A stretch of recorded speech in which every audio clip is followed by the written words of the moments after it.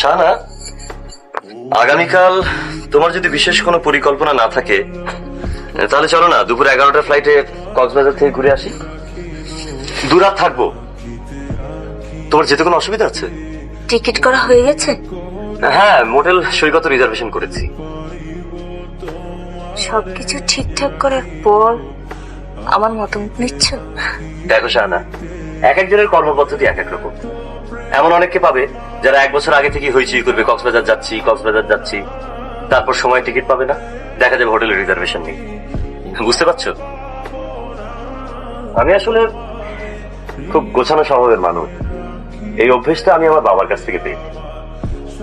আমি যদি বলি আমার এখন যেতে ইচ্ছে হচ্ছে না, তাহলে কি যাওয়া বাতিল করবে? নিশ্চয়ই।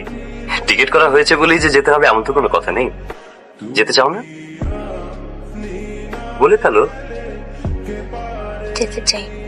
That's a good girl. মাঝে মাঝে তব দেখা পায়।